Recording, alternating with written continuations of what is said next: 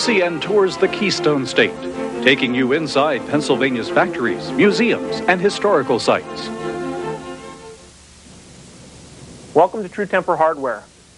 We're located in Camp Hill, Pennsylvania today in our manufacturing facility that produces primarily long-handled lawn and garden tools. Camp Hill is a suburb of Harrisburg. This is one of two manufacturing facilities that we have in the state of Pennsylvania, the other one being our wheelbarrow plant, which is located just across the river in Harrisburg, and they happen to be the largest producer of wheelbarrows in North America. Today what you're going to see is how we manufacture long-handled lawn and garden tools, and what we will do is we will follow the process from the beginning, from the conversion of raw material such as wood and steel through the actual finished assembly of the tools. We're located in our display room right now, and we call it that for an obvious reason. As you see, we have our products displayed along the wall here as you would see them at the point of purchase or at retail.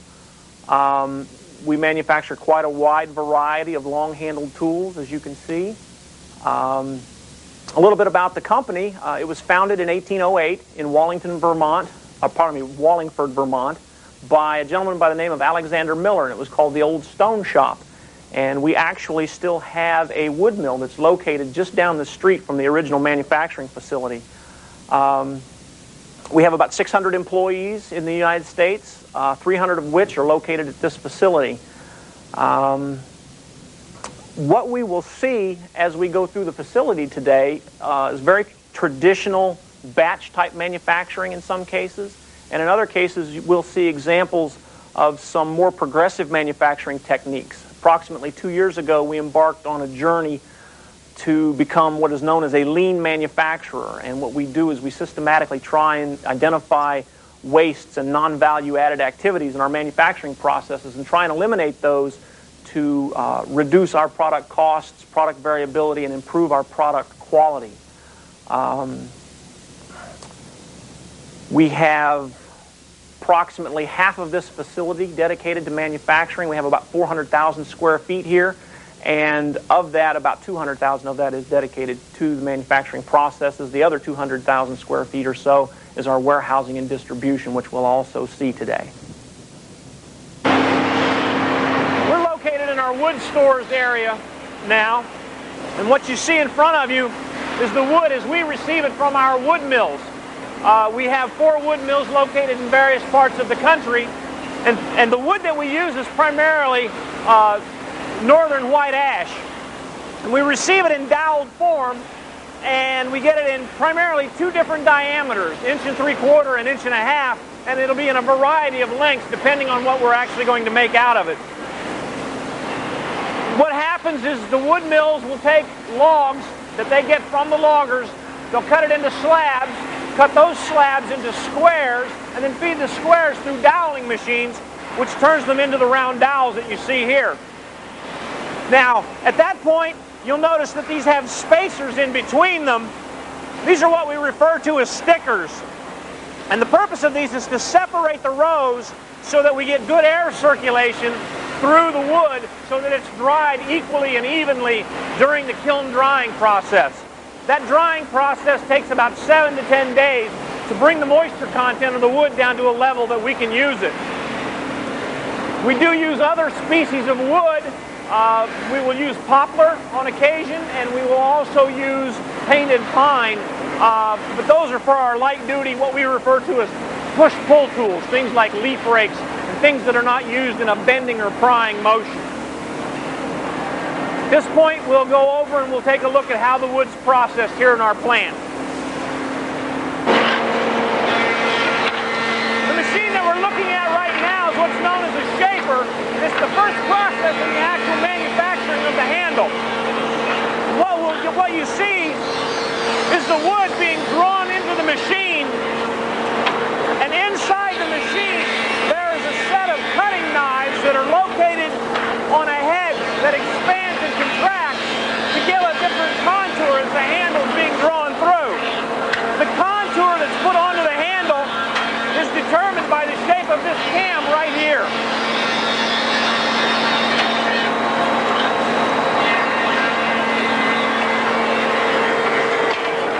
So as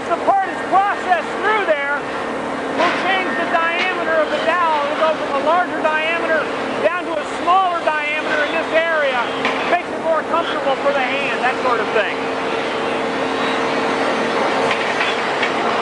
So this is what we refer to as shaping the handle.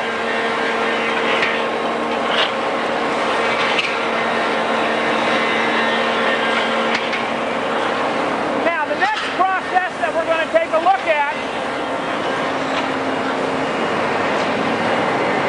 is called, the machine is called a saccade. And we're not running any right now. We'll have to go back and take a look at this machine. It essentially is nothing more than a large pencil sharpener that on each end of the machine will put a different shape or contour on the machine. We can take a look at that right up here. What you see is the handle is fed on a clip. It comes into the different parts of the machine in this process. The first side will trim the part to length if necessary, and then the heads move in. And what you see, as I said, is essentially nothing more than a large pencil sharpener, and it puts what we refer to as the chuck on the tool. The opposite end, or what we refer to as the knob end, is also worked in the same fashion, and we'll put a variety of different shapes on there depending on what type of tool we're going to build out of that handle. In this case, it's being prepared for a deep style handle, or a handle that'll slide over that end.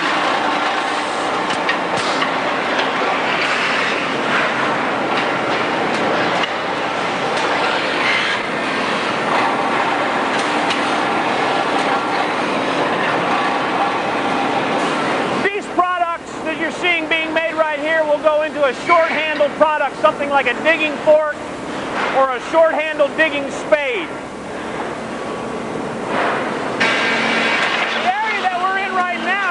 Similar types of machines that we just looked at.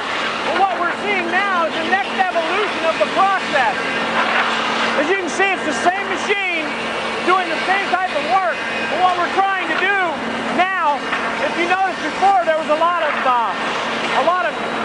handling of the parts in between the process. So now what we've done is we've joined the processes with some air-powered conveyors that we built here in-house, thereby eliminating the need to handle the parts between the processes.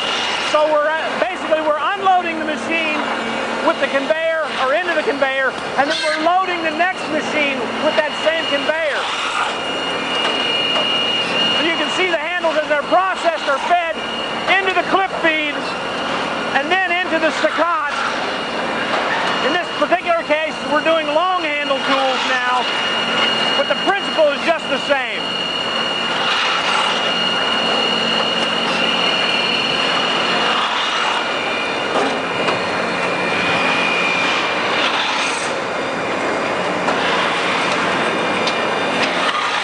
Again, you see the ends of the tools being worked to accept a variety of the type of head that's going to go on there.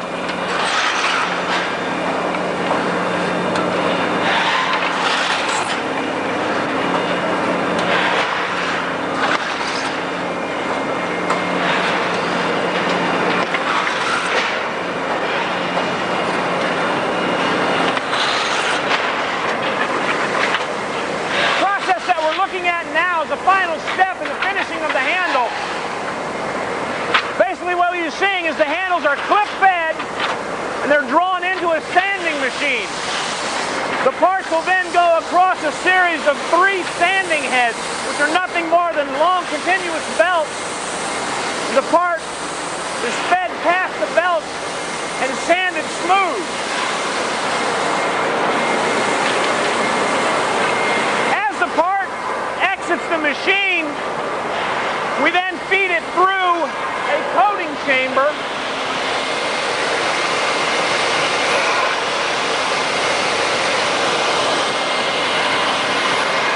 The coating chamber is what you see in this area right here. And what's happening in there is there's a flood of liquid that's being, basically it surrounds the part and then it's drawn off. The excess is drawn off by vacuum. So the part as it exits this part of the machine right here is wet with an ultravioletly cured lacquer.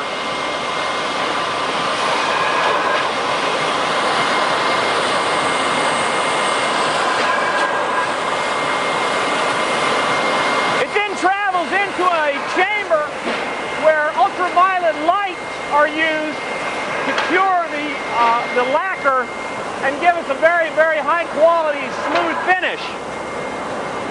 So in the span of about 3 feet, the parts come out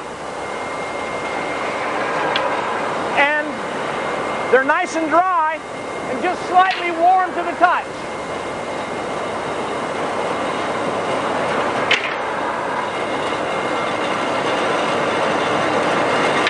And at this point, we have a finished handle ready to be assembled into a tool. This wall of wood that you're looking at behind me here is what we call our wood Kanban. Kanban is a term that means it's like a stocking area, if you will. What we do is we will put the handles in this area prior to their going over to assembly, and we categorize them by the type of tool that's going to be made. So when the forklift driver from the assembly area is ready, when they're ready to make a particular product, he'll come over here and he will get the handles that they need to make that product. The process that we're looking at right now is our shovel blanking process. And what you see coming out of the press are the basic shapes of the shovels that we manufacture. In this particular case, this is what we refer to as a drain spade. The process involves taking this coiled steel and feeding it through a coil feeder and straightener back at the back end of the machine. The steel is then fed through a single out die. Single out means that every time the press strokes, we get one part out of the strip of steel. The parts are then, as you can see, taken out of the press by a magnetic conveyor. Then the operator takes them and stacks them in a nice, neat pile. We do a variety of different shapes, which you'll see in a moment, but this is the basic process, and it's the same for every one of the shovels. In some cases, we may get 2 out of a die. In some cases, we may get 3 out of a die. Obviously, the larger the tool, or the larger the shovel, the harder it is to get multiple pieces out of a single strip.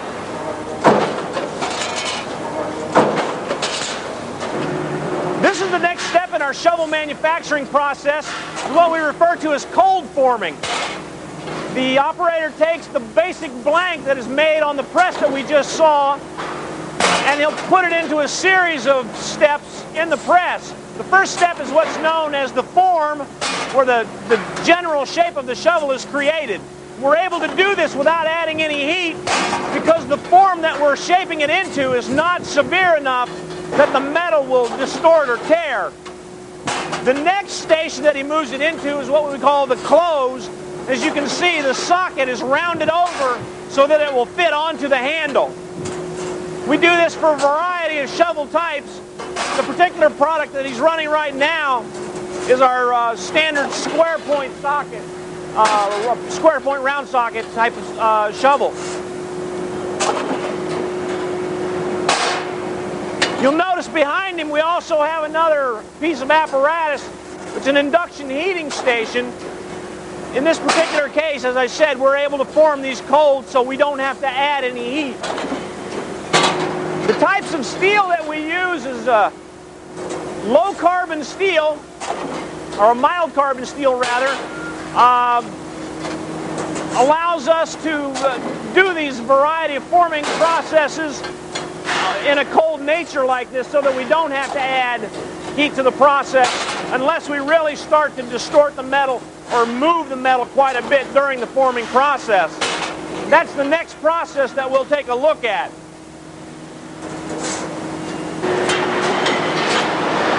The process that you're looking at now is what we refer to as the induction process that I spoke of before. Because of the difference in the type of the shovel that we're manufacturing here, it's necessary to use heat to heat up the metal because we're moving the metal much more severely in this case. As you can see, when he takes the shovel blade out of the induction heater, there's a band of metal that's heated up to a dull red color. And that's because, in this case, we're making a much, much more severe bend in the neck of the shovel. You can see the difference between the two shovels. The shovel that we were cold forming, you see, has a very straight profile to the neck of the shovel, whereas the product that John is making here has a much more severe, or much more pronounced bend in the shovel. This is what we refer to as the lift of the shovel. Because of that, if we didn't heat this up, when we tried to make this bend and round it the way we've done, the metal would be stressed so severely that it would tend to crack and tear. So that's why we have to add heat to the process.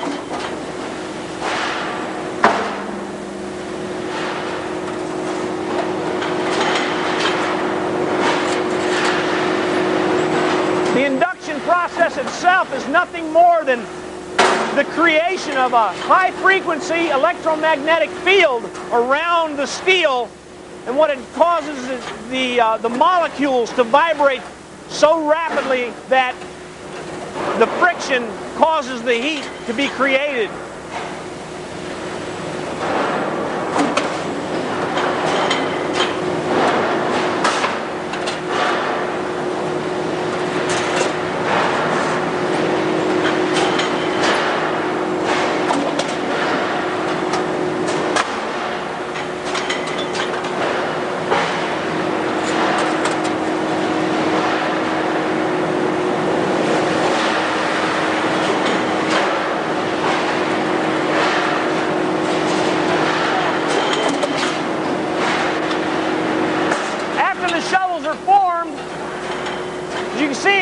He's putting them aside into the tub. We'll collect about probably somewhere in the order of 200 shovels, 150 to 200 shovels in the tub. And then we move them across over to our heat treating process.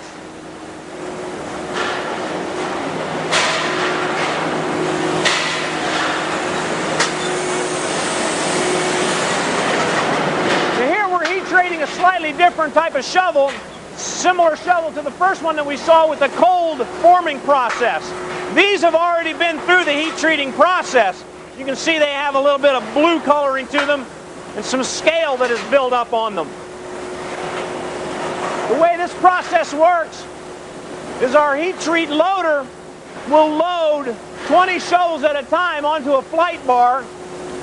Then the bar is picked up by a chain with a pin on it on each side. The chain starts to move and it will pick these up, and we'll take it and it'll set it down into the first station of the heat treat. We have two identical lines. We're only running one of them right now.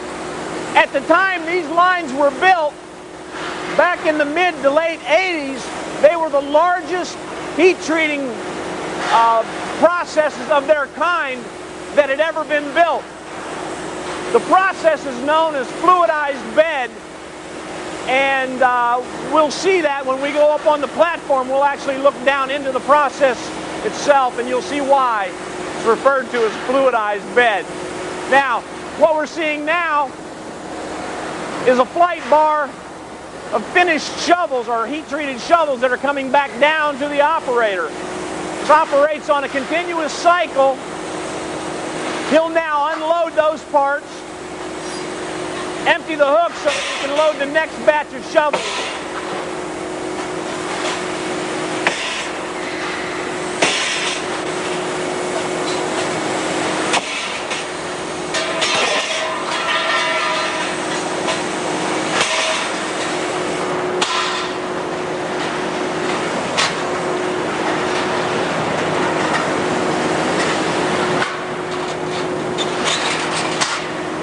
Behind the loader, you'll notice some controls.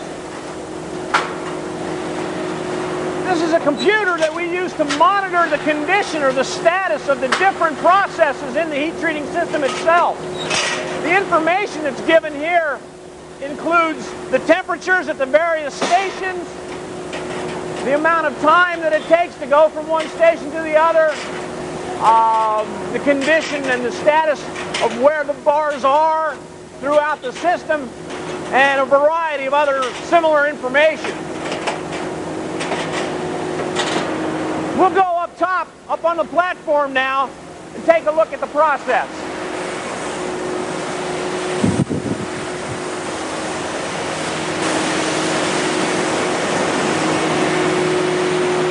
The media that we use to transfer the heat from the retort actually into the part is a form of almost like sand. It's silicon carbide. It's essentially the same stuff that you'll find on sandpaper, the grit on sandpaper. So what we do is we fill the process retort, it's called, the process tank, with this silicon carbide, and there's a space around the outside of the metal retort where we have gas burners that introduce the heat. What we do is we heat that sand up and we blow air up through the bottom of it. So we're essentially creating a bed of about 1800 degree quicksand. But instead of being fluidized with water, like quicksand is, we use air that's forced up through the sand. That's why you see that rolling, bubbling action. The way the process works is the shovels will be brought up, as we saw, after they're loaded by the operator, and they're lowered into that retort. And in the span of about a minute, the shovels are taken from ambient temperature into about the 1800 degree range. You can see they have a nice dull red color to them. At that point, as you saw, we plunged them very quickly into an oil bath. That oil is what makes the steel hard. It rapidly cools or quenches the steel and gives us the physical properties that we want in a shovel, the hardness and the stiffness in the shovel. The flames that you see there are nothing more than some of the oil burning off from the intense heat that's in the steel. Now you'll notice there that the oil is also kind of has a roiling action or rolling action to it. We keep that oil circulated so that we have fresh oil going past the shovels at all times. That way we cool the steel as quickly as possible. Now you see they'll come up out of the oil and they'll stay there for just a while, and the excess oil drains and drips off of the shovel. At this point, the shovels are hardened, but they're probably too hard to be used practically. They would tend to be brittle, and if they were subjected to any stress, such as a bending motion or anything like that, they would tend to crack or break. So the next step in the process is what's referred to as a tempering process. What they do is they will be lowered again into another fluidized bed of silicon carbide. You see them moving now. They'll be lowered down into this third retort, and that particular retort contains the same material, and you'll notice that flash of flame. It's because the sand in that bed is maintained somewhere in the range of about 800 degrees. So the flame that you're seeing now is actually the excess quench oil that's still on the part being burned off. They'll stay in this bath for a short period of time, and what this does is it reduces the hardness and the brittleness in the shovel and takes it back a little bit, draws it back in hardness to a more acceptable range where it can be used and not have to worry about it cracking or breaking. It lends toughness or ductility to the steel. And again, this is referred to as tempering.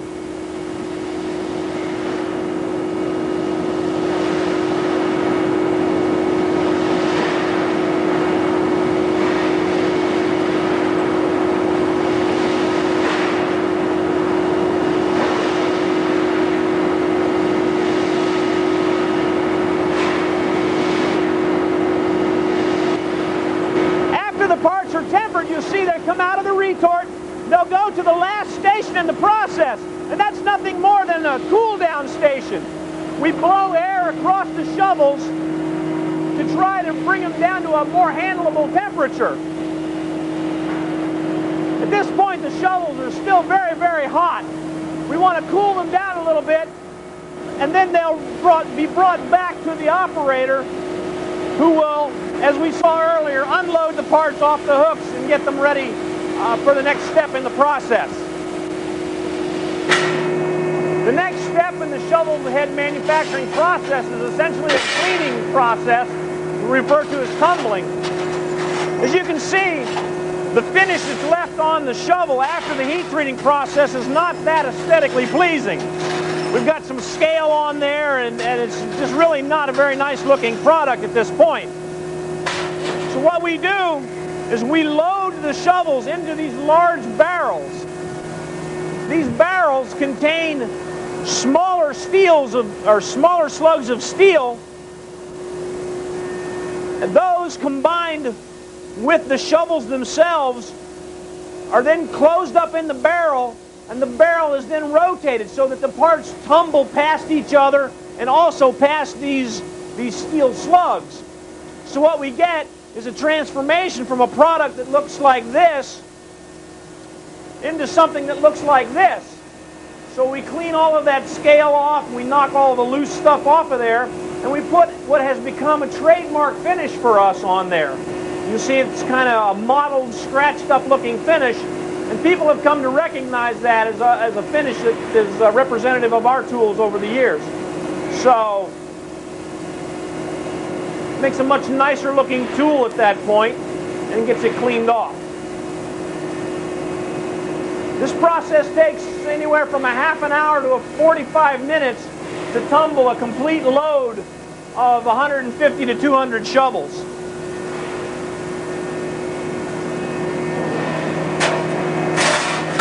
At this point, the shovel head is complete. We'll take it and we'll put an early hour rust preventative on it to keep it from being rusty when the consumer buys it. So we'll take a look at that process. It's right around the corner. At this point, the shovels which have been tumbled are brought over here in a tub, and the operator at the same point will do a loading and an unloading operation. The parts that you see coming down from the left have already been dipped in the lacquer. It's a water-based lacquer. As I said, it's intended for nothing more than just an early hour corrosion protection, because nobody wants to buy a rusty shovel. So we put this coating on it until it gets into the hands of the consumer.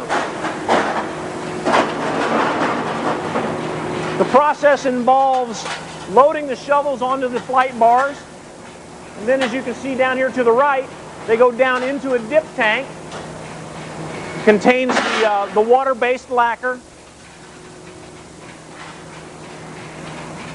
And then, after they're coated in the dip tank, they're taken up and allowed to drain, and then taken through a low-temperature curing oven to dry the lacquer.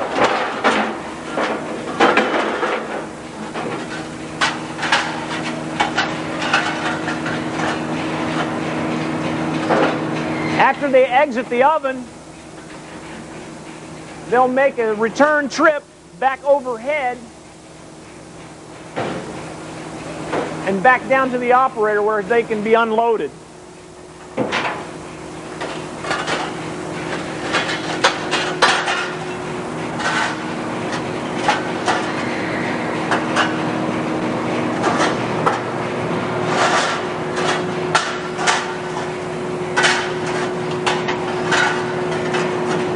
After going through this process, the shovel heads are now ready to go to our assembly process. So this portion of the shovel manufacturing process is complete.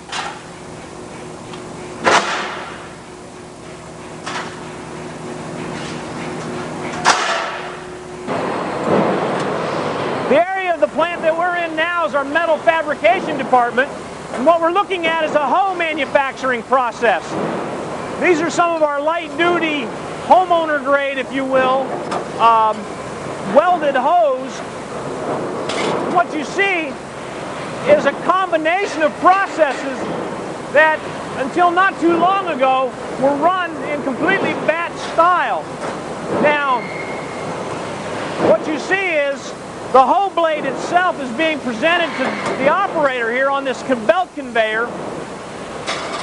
And what he does is, when he cycles the press, the press that's actually manufacturing the hoe blade is located back to the operator's left back over here. So the blades will be brought out to him one at a time as he needs them.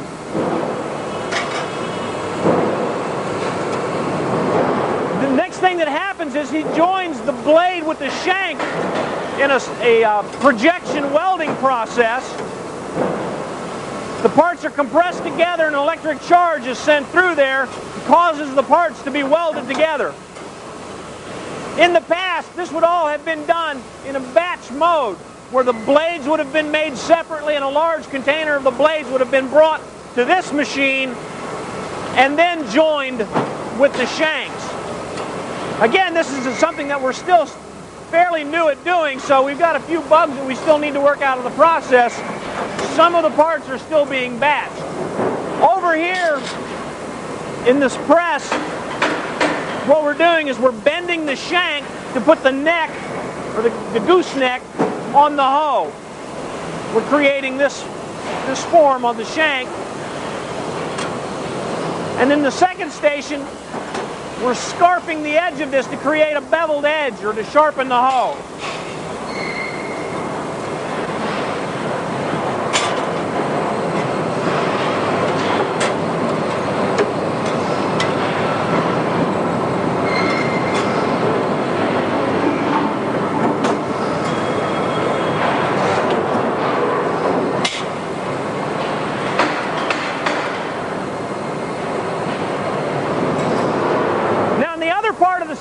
We see is the introduction of some assembly process.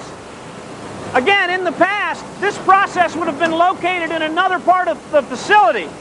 All the heads would have been put into a tub, as we see behind us, and taken to that station. Now, you notice we're running a different type of head on this particular product. The reason that we have to do that at this point is we don't have any way of conveniently and efficiently painting the heads of the hoe right here in the cell. So until we figure out a technology that allows us to do that, we still have to batch the heads. From here, the heads that we just saw being made go to a centralized paint system, which we'll look at in a few moments, and then come back.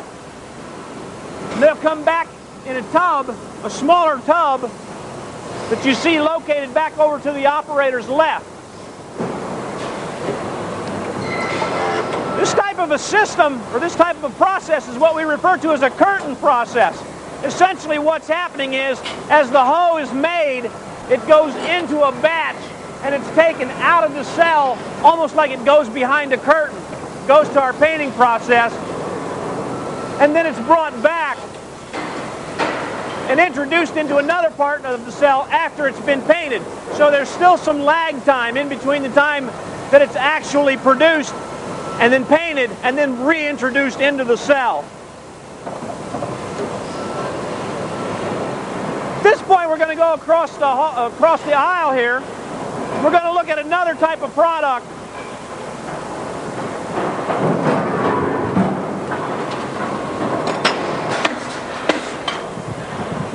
In this instance, we're making scrapers. And you'll notice we start off with a product essentially is a bar of steel that's welded to a shank with an integral socket. This is welded together by a flash butt welding process, which we're not running today.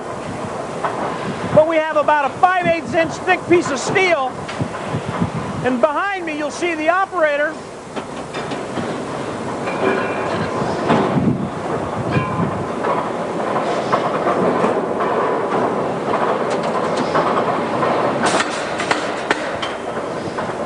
The beginning of the process starts with the heating of the blank.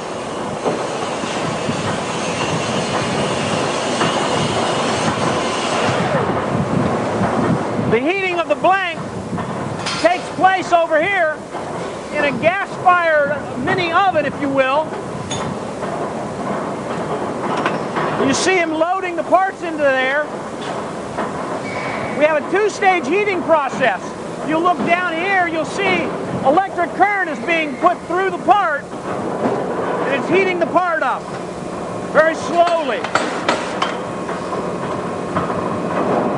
And at some point, that part will reach about 1800 degrees. If you look now, you can see the color starting to come up.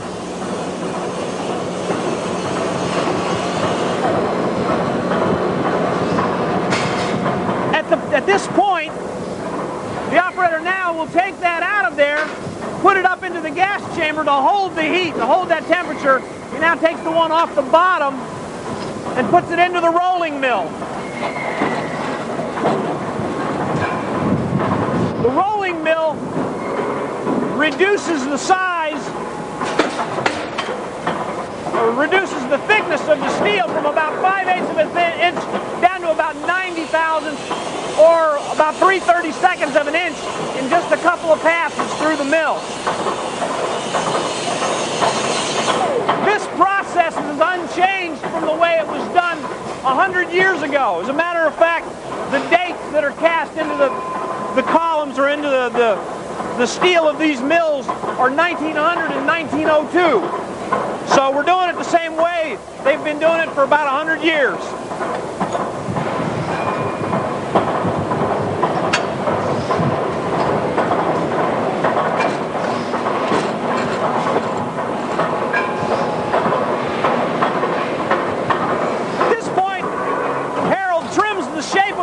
The hoe, flattens it in the air hammer. The next step, again, he's scarfing the edge so that we sharpen the edge of the scraper, puts a bevel on the edge.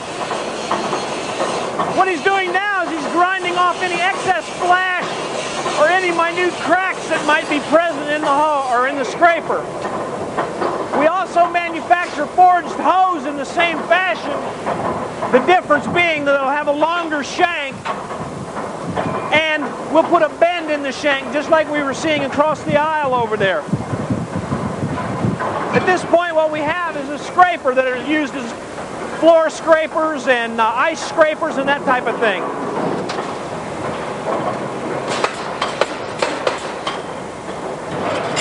We're now at the beginning of our paint process. What you see is the hose that we just saw a moment ago being fabricated in our metal fab department are now getting ready to be painted. We have a load area here. You see the operator putting 6 hoses into a rack right now. We have different styles of racks that are used to paint different products. If you notice, we have 2 lines. You'll see the hose right here on the outside loop that Jill's loading right now. And then on the inside loop, which is closest to us right now, you'll see that we also have leaf rakes. Now, we have 2 loops for a couple of reasons. One, it allows us to paint a couple of different products at the same time. It also allows us to paint different colors at the same time. So, as I said, this is the beginning of the process. Jill's loading hose here, and a little bit further down the line, they're loading these leaf rakes on the inside loop. From this point, the product that's going to be painted is conveyed around over to the washer.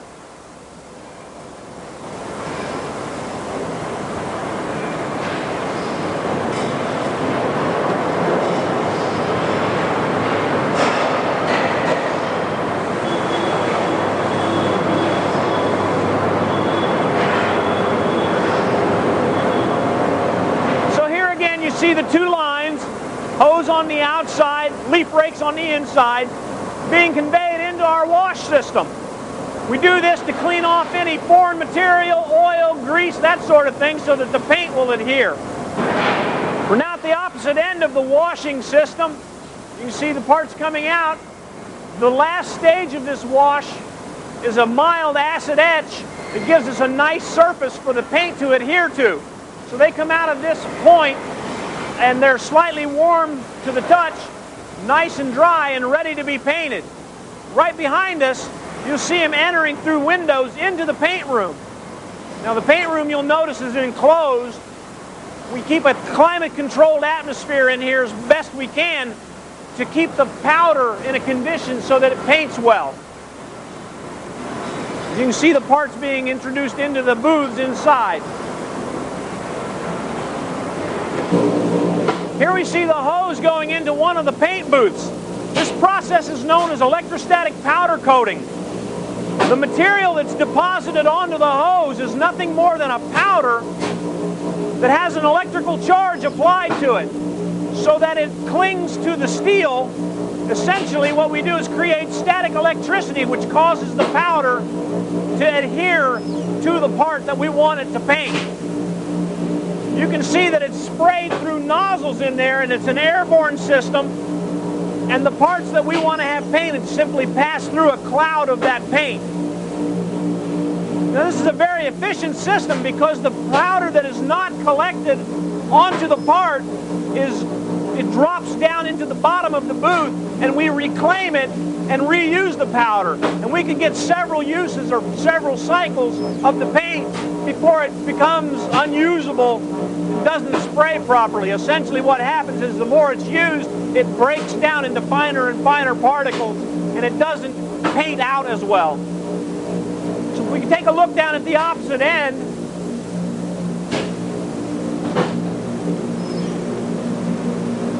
you see the parts coming out, kind of a dull black color, but if you look, it's just loose powder that's adhering to everything, including the racks in this case.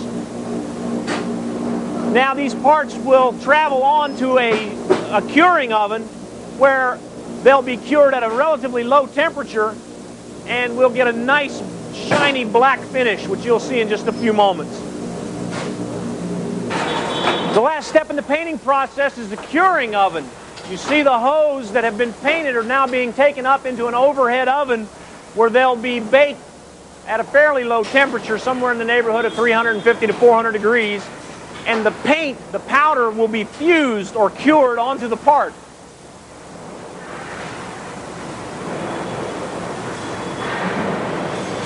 There's quite a bit of work being done right now in technology that will allow this to be done at lower temperatures and also in smaller areas. I referred to that earlier. That'll be a big benefit to us in being able to take our painting process right down into the cell level. But for now, we have to do it in a large batch type oven. If we look right over here, you'll see the condition that the parts come in after they've been baked.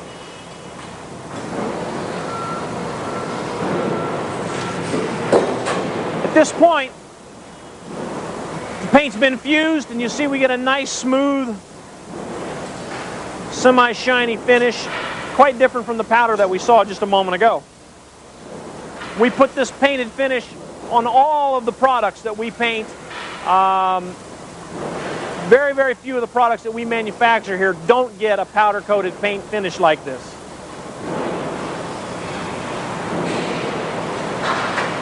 Next thing we're going to look at is right back here is our continuous leaf rake, continuous time leaf rake process. Thank you.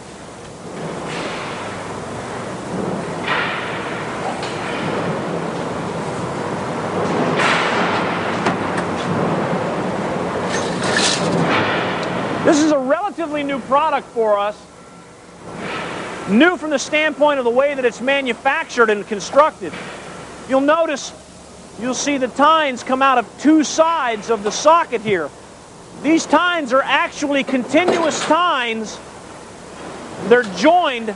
Can't see it because it's inside the socket, but we'll see it as we go through the process. This is what we refer to as a continuous tine leaf rake. The process involves steel coming off of coils, and it's fed into a machine that cuts it to length and twists it and bundles it into groups that we'll then insert into the socket. This step, the tines are inserted into the socket. The spring is also inserted into the socket. That particular one didn't work quite so well, so we'll try it again. What happened to that?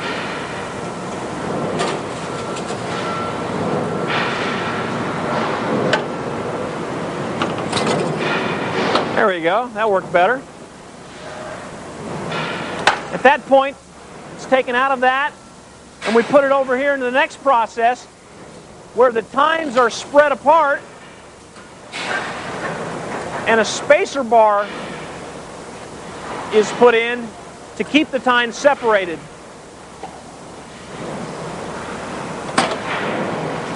What you'll see happening there is the tines are being spread by a scroll, and now they're locked into place.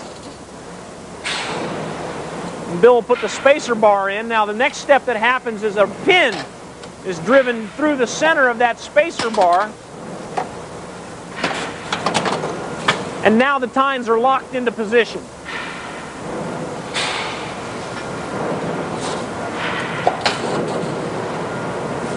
The next step in the process is what we call the trim and form. This is where the final shape of the tines are made. We bend them and we trim them to length, and now we have a completed continuous tine leaf rake, ready to be painted. We're now at the beginning of the assembly area of the plant. And what we're seeing right now behind me is our shovel assembly. This has been a big transformation for our company over the last couple of years. What we're seeing right now is a D-handled product. It's a square point D-handled shovel that Frank's making here. And as I said, it's quite a departure from the way we used to make the shovels. In the past, we had a very long, high-speed line here that had 12 people associated with it. And each one of those people had a specific job that they did. For example, one person would do all the nailing of the grip, like Frank just did. Another person would do nothing but the driving of the head onto the product. Another person would do nothing but the drilling that he's doing right now. So on and so on. But now, as you can see, the operator does a variety of tasks. So he's essentially building a finished shovel from start to finish. This has been a big benefit for us in a number of ways. Number one, probably most importantly, is that it has reduced the number of soft tissue injuries and repetitive motion-related injuries, things like carpal tunnel syndrome and tendinitis, bursitis, and rotator cuff injuries, because now the operators are performing a variety of tasks and therefore going through a wide range of motions. As you can see, if someone had to stand there all day long and peen those rivets over, it sends quite a vibration through their hands and arms, and that certainly wasn't good for their body. So we've seen a tremendous decrease in the cost of workers' compensation by putting these things, the shovel processes and a number of our assembly processes, into a cell where the operators are producing a variety of products and doing a wide variety of processes.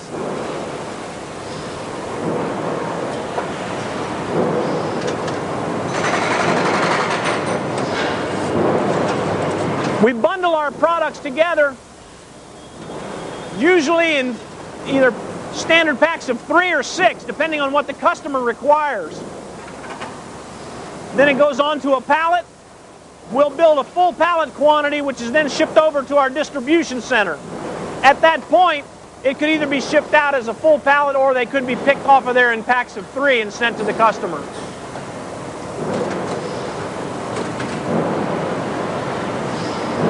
Now, what you'll notice is he goes through the same series of steps every time. This is what we refer to as standard work. It's a very, very important concept.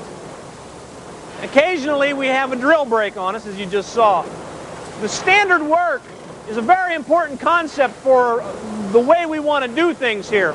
If you've noticed, there are a number of these boards that is behind me here. We refer to these as an hour-by-hour board. And that's literally what they are. It gives us an accounting, hour by hour, of how well we're doing based on our production goal. So you'll see in this particular case, the hourly goal is about 74 pieces an hour, and we measured against that what we're actually getting. This will be able to be used by the supervisor, the area manager, or myself. When we come through an area, we can tell how well we're doing against our production goal for the day. Also, which is very important, we have a comment section here. So if we're not making our goal for a particular time period, we know why. This helps us focus on the problem areas so we can continuously get better. Up above here, you'll notice some diagrams. This is our standard work layout. It shows the orientation that the machines are supposed to be grouped in. It shows operator A, operator B if it's a two-man operation.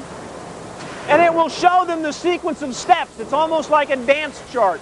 And it tells them verbally, or pardon me, in words, what each step is and what they're supposed to be doing. And we have these for a variety of different types of products that could be run through this cell. It's an excellent training tool. We don't have to rely on people teaching each other from memory. It's also a good tool so that if we're having a problem in the cell, we can refer back to this and we'll know, are they doing things in the proper sequence? This has all come about as a result of our efforts to try and, as I said before, become what they refer to as a lean manufacturer. Cellular manufacturing and single-piece flow are very, very important parts of the foundation of lean manufacturing. And you'll see that as we go through the assembly area, you'll see a high percentage of the processes that we do have been set up in cells such as this that can run a family of products, but every product that's run through there is basically taken from component parts through finished goods, one piece at a time. We're now located in the fork cell. You can see the layout is very similar. It's a U-shaped cell or a horseshoe shape. The workflow is counterclockwise from right to left. And again, the operator goes through a range of operations and a range of motions while producing the part. Right now he's bending the ferrule. You notice you hear the wood cracking in there. Some people might be alarmed by that, but actually it does absolutely nothing to the integrity of the tool. What we're doing is we're bending the ferrule to put the head into the proper attitude for the usage of the tool. So you'll see him, again, one piece flow, single piece flow through the cell, one piece at a time. By doing them one at a time, it lessens the chance that a large number of parts are going to be made incorrectly or to poor quality before the error is detected and corrected. This philosophy and following this methodology has resulted in about a 37% reduction in our internal cost of quality over the last year. That allows us to come into a cell and we'll know immediately if someone's not following standard work and it's causing a problem.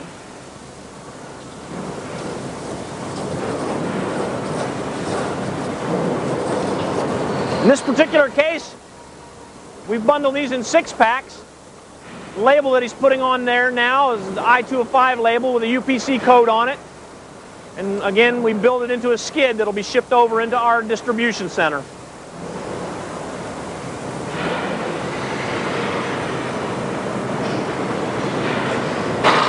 We're now in the post hole digger assembly cell. Again, the same concept. Cellular processing of the parts, U-shaped cell, working in a counterclockwise fashion, doing multiple jobs. You see now she's assembling the post hole digger halves. At this point she'll tighten the nuts down onto the blades and join the halves, and we'll have a completed post hole digger.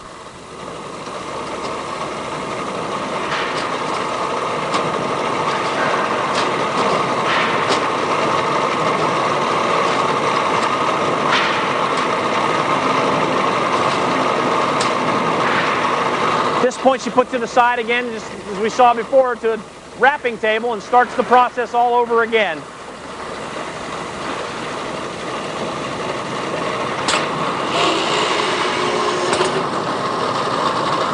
Now, this process may seem repetitive, and it may seem awfully busy to keep walking in circles like this all day.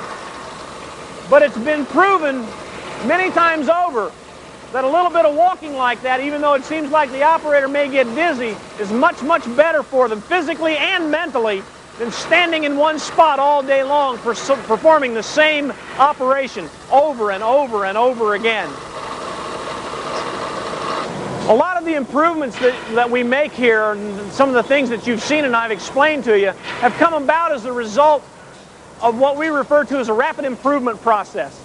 And what that consists of is a team of people that we assign to a specific area or a specific problem for a week.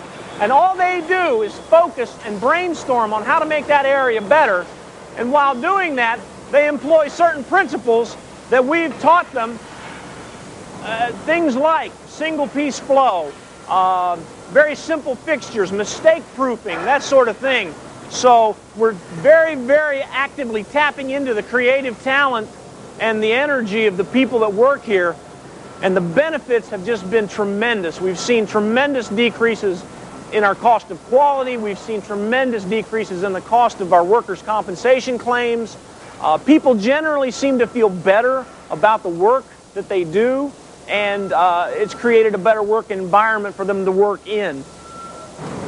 We're now over in the distribution center part of our business, and what you see here in the racks are the finished goods that we've produced over on the manufacturing side. You'll notice some of them are, the pallets are loose or not shrink wrapped, and some of them are. This is a result of the fact that sometimes we'll ship full pallet quantities to our customers, and sometimes we'll pick partials or a mixed pallet. They'll order a variety of things. So, you know, we have bulk pack, and then we also have what they refer to as our pick line, where they will pick individual bundles, such as these forks right here, which are bundled in packs of 6, and they'll build a pallet for the customer based on the customer's order. Now, we have lift truck operators who do this work. You'll see some of the lift trucks behind us here. Each one of those lift trucks is, has a device on there that is connected to our computer system that allows them to read the order, and an operator will then start an order and pick that entire order start to finish, whether it's a full pallet quantity or whether it's single pieces or what we would call a mixed pallet. You see a load being picked off the end of the conveyor right now, and the operator will stage that in the proper area based on where it's going. In this particular case, he's now putting the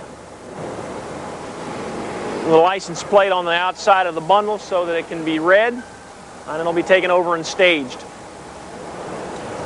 And this is the end of the line. This is where it all comes to the end and goes out the door, and you see it as it was displayed up in our display room on the shelves ready for you to buy.